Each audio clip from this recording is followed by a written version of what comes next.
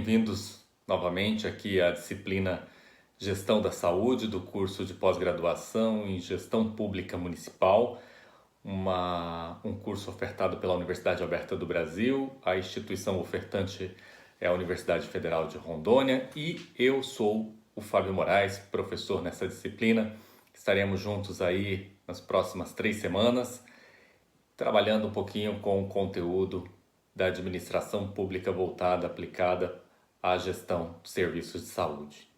Então, começando a nossa disciplina hoje, nós temos como temática a ser abordada nesta aula o Pacto Federativo e o SUS, tratando sobre os princípios do SUS, os princípios doutrinários e também os princípios organizativos do SUS e a atenção à saúde, a organização da atenção à saúde, especialmente a atenção básica, e falando também da atenção secundária, terciária e quaternária. Mas para iniciarmos o nosso conteúdo, vamos falar um pouquinho das referências que fundamentaram esta aula de hoje, e dizendo também que o slide que você acompanha aqui, a aula esta aula está no portal acadêmico e lá você pode acessar o slide como um roteiro para você acompanhar a nossa conversa aqui, já que esta aula será integralmente na modalidade transmissão. Os livros que nós utilizamos para apoiar e construir o slide que está disponível para vocês no portal acadêmico foram Federalismo, Integralidade e Autonomia no SUS, Desvinculação da aplicação de recursos federais e os desafios da coordenação. Ele é um livro da Luciana de Barros Jacob e também da Fabiola Supino Vieira. A editora é o IPEA. O segundo livro que nós utilizamos como referência para a fundamentação é o Federalismo e Políticas Públicas, da Márcia Miranda Soares e do José Ângelo Machado.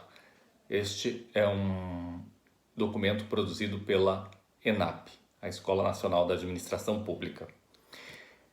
E aí, começando propriamente dito o conteúdo da nossa disciplina, que lá na ementa tem o Pacto Federativo e o SUS, vamos falar um pouquinho de federalismo. O que é federalismo?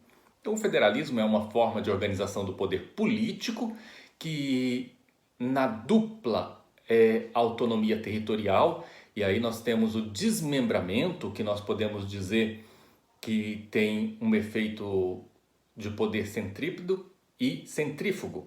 Por quê? Irradia-se nesta dupla autonomia, a divisão territorial, ela passa a descentralizar o poder, pactuando aí no acordo de formação do federalismo, os governos subnacionais, que são os governos das partições territoriais, e também o poder central, que é o poder do governo nacional. Então, o federalismo, a característica central dele é essa multidivisão dessas faixas ou fatias territoriais e também a divisão do poder, porque ao mesmo tempo em que se divide uma porção territorial dando autonomia a essas partes territoriais, você também descentraliza o poder, descentra o poder. E o poder central que fica é o poder soberano.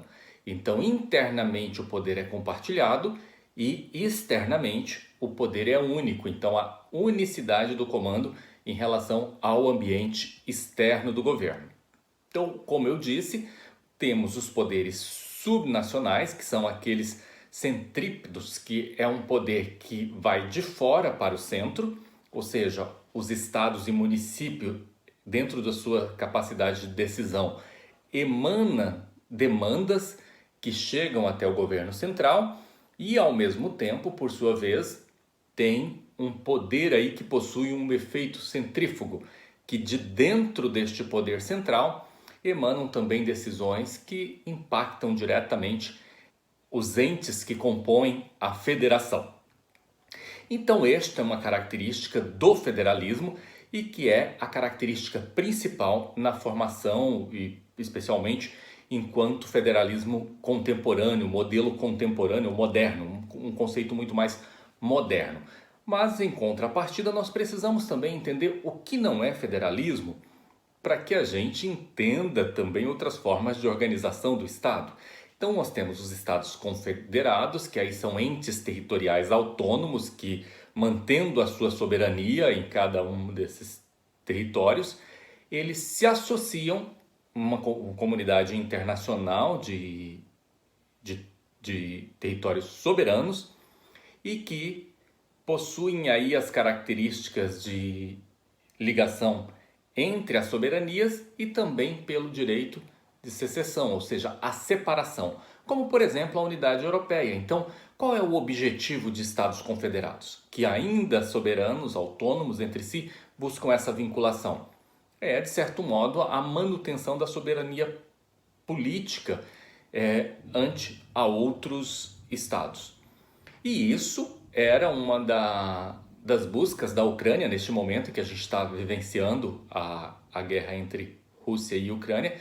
E a Ucrânia exatamente desejava entrar para a União Europeia para obter força junto a outros entes federados, confederados, na verdade, a outros entes confederados, e que buscasse força para proteger o seu território, ou seja, a manutenção do seu poder político.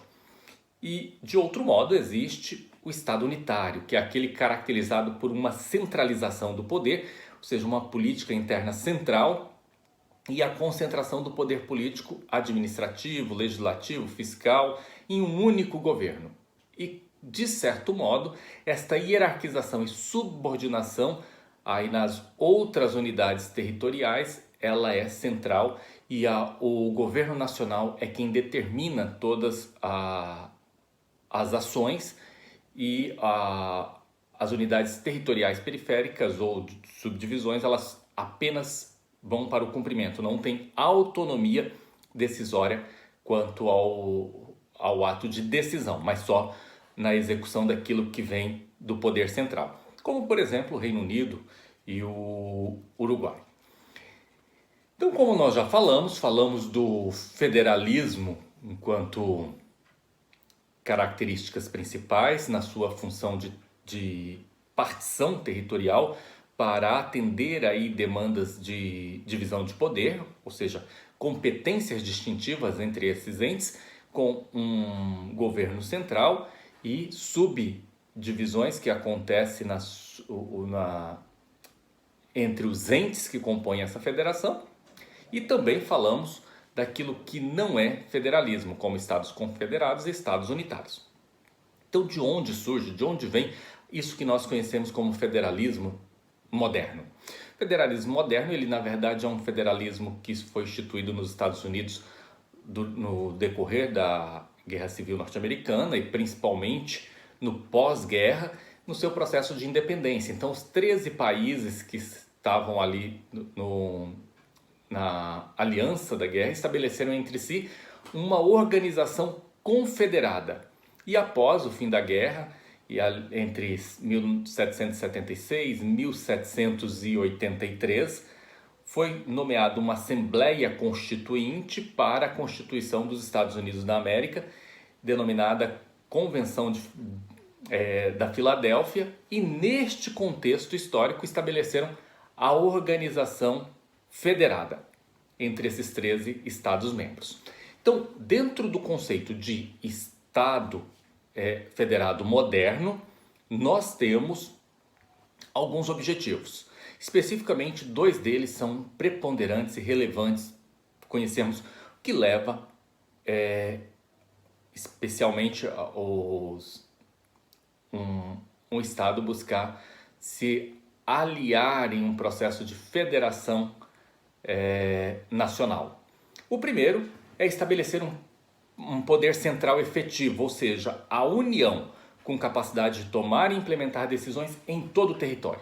Então, determinadas competências, determinadas decisões, elas não têm um limite para regiões específicas dentro de um território nacional. E isso é interessante porque, como políticas públicas, por exemplo, que são necessárias a toda uma sociedade nacional, acaba abarcando a todos que compõem aquela união nacional. O segundo elemento, enquanto objetivo do federalismo, é garantir a manutenção da autonomia política às unidades territoriais, como no nosso caso os estados. Então eles permanecem com determinado grau de autonomia política, autonomia administrativa e concentram parte do poder nas competências específicas destes entes federados. Então, ao mesmo tempo que você tem uma segurança em relação ao ambiente externo, uma proteção em torno da força que acontece numa federação nacional, você tem também um grau de autonomia e manutenção de poder político e de decisões a estes entes que pertencem a esse território nacional, a essa união de entes membros da federação. Então, ainda falando de federalismo moderno, nós temos características que são gerais e que, de certo modo, nós vamos ver praticamente em todas as realidades de federalismo. A primeira delas é uma Constituição Federal. A Constituição é quem determina este cenário de federação e essa forma de organização do Estado passa por um processo constituinte em que é um documento de nascimento deste Estado federado. Um outro é a divisão do Estado Nacional. Então, partições geográficas, o território é particionado em subunidades que constituirão os entes federados, ou seja, as unidades membros da federação. Então, Constituição como elemento de criação do Estado Federado e partição desse território geográfico com poderes a estes entes, estes membros da federação. Uma outra característica é a tripartição dos poderes, o legislativo, o executivo e o judiciário autônomos no âmbito nacional. Então, cada poder com autonomia em relação às suas competências originárias. E isto é bastante relevante para a manutenção do equilíbrio entre os entes, que uma vez que têm competências e poderes distintivos, interesses também podem ser diferentes em relação a determinada ação estatal, seja no âmbito do governo central ou no âmbito dos governos descentralizados. A divisão de competências administrativas e fiscais também é um outro elemento característico das federações, porque você não tem concentração, numa federação não tem concentração de poder e de competências. Então, os entes membros desta federação, eles passam a ter uma autonomia fiscal em relação a atividades específicas, seja de regulação, de controle, de tributação, e também eles possuem uma administração independente. Então, dentre as características, só para a gente reforçar e relembrar, a primeira característica é a da Constituição, a segunda é a da divisão territorial, a terceira é da tripartição de poderes com autonomia e a quarta, a divisão de competência entre o órgão central e os entes federados. Além disso, um legislativo nacional bicameral. Por que isso? Porque o primeiro é que a Assembleia Legislativa traz como representatividade o interesse da coletividade social, do povo. E por outro lado, você tem a representação dos entes federados, que aí é o que compõe o Senado Federal. E isso é uma característica de ter uma representação dos entes federados junto ao governo central, junto ao centro de comando de toda a nacionalidade, de toda a nação. E o sexto elemento característico é uma Corte Superior de Justiça, que é responsável pela regulação dos conflitos federativos e a garantia da ordem federal. Então, grande função da Corte Suprema em relação ao federalismo é a sua capacidade de manter o equilíbrio entre os poderes e entre os entes federados para que qualquer conflito seja resolvido e a ordem federal seja garantida ante a decisão desta Corte Suprema. Além disso, nós temos características históricas que são representativas no federalismo no mundo. A primeira é a autonomia subnacional. Este é um ponto central. Quando se tem a partição de espaços geográficos e você tem entes federados, a característica central é a autonomia, algum grau de autonomia fiscal e administrativa a estes entes. E esta autonomia ela é representativa porque dentro da aliança federativa você tem uma autonomia com responsabilidades, e isso é muito representativo para nós quando nós estudamos a gestão do serviço de saúde, seja na execução das atividades de saúde, como também no próprio financiamento da saúde pública, em que Estado e União também têm obrigações no financiamento. Então você tem um ente central que na divisão de competências da autonomia administrativa, fiscal aos entes, mas também com esta autonomia vem a responsabilização dos entes ante a administração pública.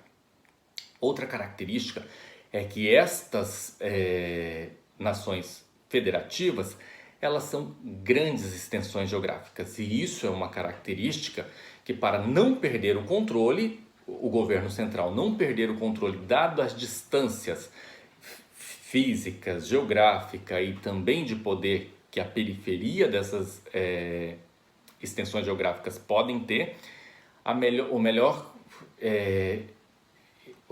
melhor resultado se alcança com a partição desses espaços territoriais, e estes espaços territoriais passam a ter um governo subnacional, um governo local que responde por toda a atividade administrativa local e ao mesmo tempo mantém-se em equilíbrio, em sintonia com o governo central, uma vez que está regido também pela mesma ordem legal constitucional.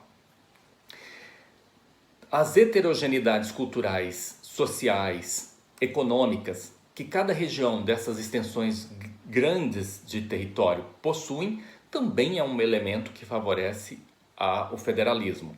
Uma vez que nós temos culturas, economias e comportamentos sociais e composição social diversa, desigual, há demandas por ações específicas que diferem de uma região para outra. Havendo a manutenção de toda a competência e obrigatoriedade de prestação de serviço público no governo central, isso passaria por um grande desafio de alocar políticas públicas específicas em áreas que fossem diferentes da necessidade geral do Estado.